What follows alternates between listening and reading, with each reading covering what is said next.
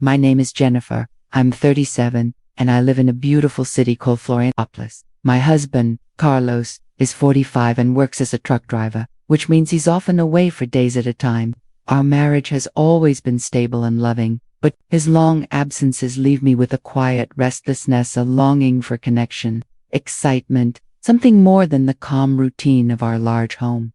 One day, my sister asked for a favor. Her son, Christian, needed to stay in Florianopolis for a month while preparing for a demanding professional exam. Christian was 23 now, grown taller, stronger, and more confident than I remembered as a boy. The first time I saw him, I couldn't help but notice the change, the way he carried himself, the focused determination in his eyes. He laughed dizzily when I teased him about being attractive, brushing it off with a polite, "I'm too busy with training and studying to think about that right now." Carlos had left for another work trip the following day, leaving the house quiet and still. It was just Christian and me. I felt a curious sense of anticipation as I prepared lunch, arranging the table and stirring the food with more awareness of his presence than I expected. Christian was polite, helping where he could, but I sensed the subtle tension, the way he lingered on certain gestures, his careful politeness masking a spark of awareness between us. "Is this outfit too much?" I asked lightly as I set the table. "I usually dress more comfortably at home." He smiled. "No, Aunt Jennifer, you look fine." We spoke casually over lunch about his studies, his routine, and his training. He was disciplined, dedicated, and undeniably impressive. I complimented his focus and strength, noticing how he had become. In return, he asked about me, commenting on how well I seemed to keep in shape. I laughed it off, saying it was nothing special, but inside, I could feel the beginnings of a different kind of curiosity growing between us, a tension that made the air seem heavier, more charged. Days passed, and the quiet afternoons and evenings became exercises in subtle connection. We shared smiles, light touches on passing objects, and moments of casual conversation that lingered just a second too long. It was playful, flirtatious, and undeniably charged with tension, but still entirely innocent on the surface. One afternoon, after a long day, I asked him to help with the dishes. As we worked side by side, he seemed more attentive, almost self-conscious, and I noticed the way his eyes occasionally flicked toward me. I felt the thrill of control and curiosity. I dropped a dish on purpose, bending down slowly to pick it up, and I saw the faint flush on his face. We continued washing dishes in silence, the unspoken tension between us humming quietly. That night, I lay awake in bed, reflecting on the new energy in the house. There was something different now, something unspoken that made my pulse quicken. I was intrigued by the challenge, the subtle game we were both playing. It wasn't just attraction, it was the excitement of connection, discovery, and possibility. The next day, I decided to prepare a longer, more elaborate dinner, trying to appear casual while noticing his small gestures, how he lingered near the counter, how his focus seemed to slip when our eyes met. I found myself wondering what it would be like if the tension between us could be explored safely, if we could test the boundaries of flirtation and connection.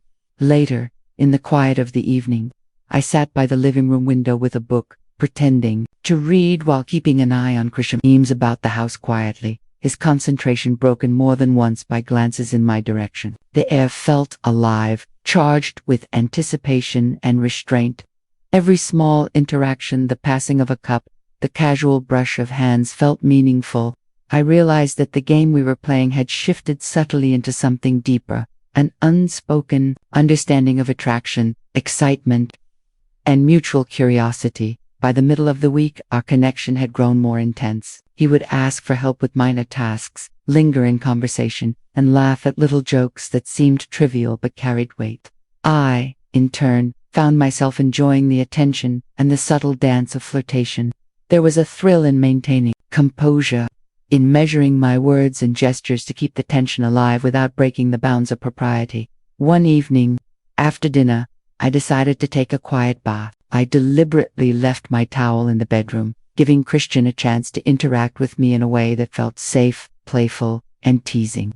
He brought it with a shy demeanor, and the brief encounter was enough to make my pulse quicken. We exchanged glances that lingered just a second too long, creating a shared understanding of the playful energy building between us. Later that night, I walked past his room and paused outside the door, listening to the quiet sounds inside. There was a moment of hesitation, a feeling that the tension we shared was reaching a peak. The quiet air, the stillness of the house, and the anticipation of what could happen created a kind of electric suspense that neither of us addressed directly, but both of us were aware of. The days continued with a mix of normalcy and subtle tension. We would talk about studies, training, and work, but every so often, our conversation would drift toward personal anecdotes, small jokes, and meaningful glances. There was a playful restraint, a sense that we were both testing the waters, exploring the edges of flirtation, and enjoying the unspoken connection. One evening, Carlos returned home briefly from a short trip. The house seemed to return to normal at first, but beneath the surface, the connection between Christian and me remained.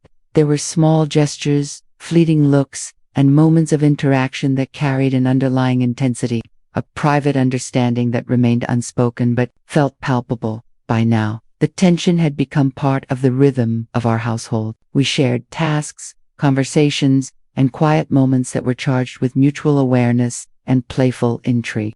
There was a sense of anticipation, a feeling that the game we had started could go further but carefully within the boundaries we both understood. I began to realize that this experience was about more than just flirtation. It was about reconnecting with a part of myself that had lain dormant during long periods of routine. It was about curiosity, energy, and the excitement of discovering new dynamics in human interaction. Every laugh, glance, and carefully measured gesture created a shared understanding, a private language that only the two of us recognized. And yet, despite the growing intensity, there was still a sense of restraint. The story was far from complete. There were so many unspoken questions. How far would our playful flirtation go? Would the tension resolve into something more, or remain suspended in delicious anticipation? What boundaries would we respect, and which ones would we test? As the week progressed, it became clear that our interactions had shifted into something more charged and meaningful, yet still controlled and carefully measured. The tension was palpable, the connection undeniable, and the story was only halfway told, leaving the promise of more to come.